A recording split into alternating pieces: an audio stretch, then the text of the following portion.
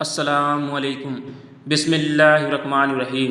میرے پیارے دوستو، اسلام میں شادی و نکاح اور آج کل کے حالات، اللہ پاک نے مرد میں عورت کی طرف اور عورت میں مرد کی طرف دلچسپی اور خواہش پیدا رکھی ہے، اور دونوں میں ایک دوسرے کی چاہت اور ضرورت رکھی ہے۔ دونوں کی زندگی ایک دوسرے کے بنا ادھوری رہتی ہے۔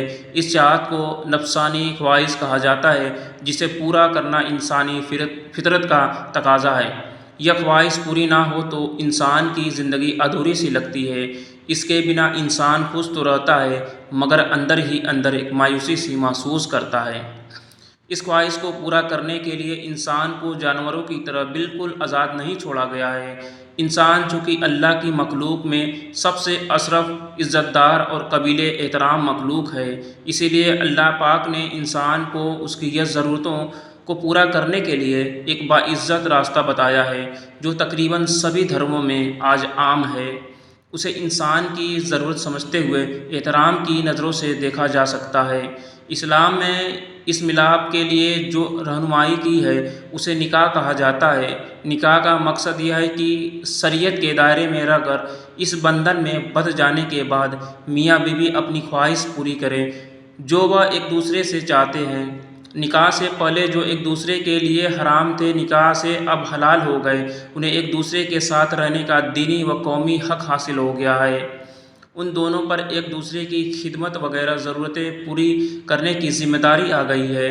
سارے اختیارات نکاح کے دو لفظوں میں شامل ہوتے ہیں۔ چند لوگوں کی موجودگی میں دو گواہوں کے سامنے ایک نے کہا میں نے تم سے نکاح کیا اور دوسرے نے کہا میں نے قبول کیا، بس نکاح ہو گیا۔ اس پاک رشتے میں بندھنے اور باندھنے کے لیے اتنا ہی کافی ہے۔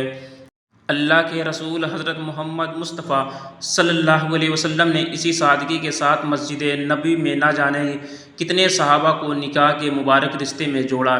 اسی لیے کہا جاتا ہے کہ نکاح مسجد میں ہونا چاہیے۔ بات صرف اتنی تھی، لیکن افسوس آج دنیا نے اسے کہاں سے کہاں پہنچا دیا ہے۔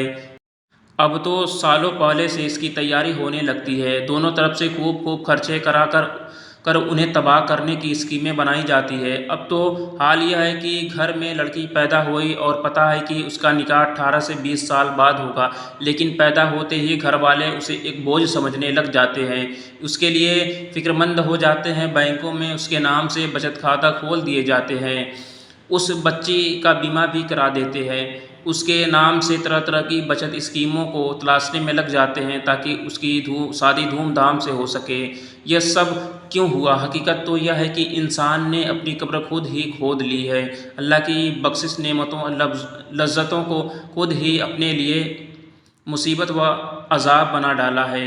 سکھ کے بدلے دکھ، راحت چین سکون کے بدلے بے چینی و پریشانی مول لے لی ہے۔ حالانکہ اسلامی نظریے سے اگر کسی کے کئی لڑکیاں ہوں تو بھی اسے فکرمند ہونے کی ضرورت نہیں، لیکن آج کل تو ایک یا دو بیٹیاں بھی ہونے پر بوجھ بن گئی ہیں۔ اسلامی شریعت میں نکاح کے معاملے میں لڑکے والوں پر کوئی بوجھ نہیں ہے۔ کسی پر کچھ خرچہ واجب نہیں کیا گیا ہے کہ اتنا اور یہ تو کرنا ہی پڑے گا۔ کسی کو ناشتہ پانی اور کھانا کھلانے پر بھی مجبور نہیں کیا گیا ہے۔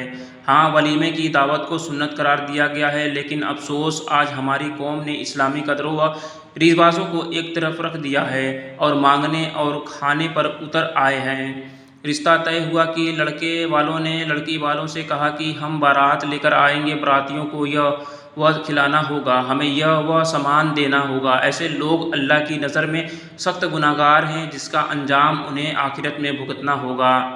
آج کل لوگ ایک نیک بندہ جو عزت سے نوکری یا دھندا کر کے حلال کمائی کرتا ہے، اس کی آمدنی دیکھ کر رشتہ کرتے ہیں۔ دوسری طرف اگر لڑکا پڑھا لکھا نہیں ہے اور اوپر سے گنڈا موالی ہے لیکن پیسے والا ہے، اسے خوشی سے اپنی لڑکی سونپ دیتے ہیں، بھلے ہی شادی کے بعد وہ اسے مارے پیٹے۔ سب معلوم ہونے کے باوجود کچھ لوگ صرف پیسہ دیکھ کر اپنی پھول سے بیٹی اسے سونپ دیتے ہیں۔ یہ ہے آج کل کے کچھ مسلمان۔ اللہ ایسے لوگوں کو توفیق دے۔ اپنے آپ کو پڑھے لکھے، مالدار و عزت دار سمجھنے والے نکاح کے معاملے میں بھکاری بن گئے ہیں۔ توبہ توبہ! اسلامی شریعت نے تو لڑکی والوں کو کچھ بھی خرچ کرنا ضروری نہیں قرار دیا ہے، بلکہ لڑکے والوں کو لڑکی کی مہر ادا کرنے کی تاکید کی ہے۔ اللہ ہمیں اسلامی شریعت پر چلنے کی توفیق عطا فرمائے، آمین یا رب العالمین۔ مزید ایسی معلوماتی ویڈیو کے لیے ہمارے چینل میں بنے رہیں۔ ویڈیو اچھی لگے تو ویڈیو کو لائک شیئر ضرور کیجیے گا۔ اللہ حافظ۔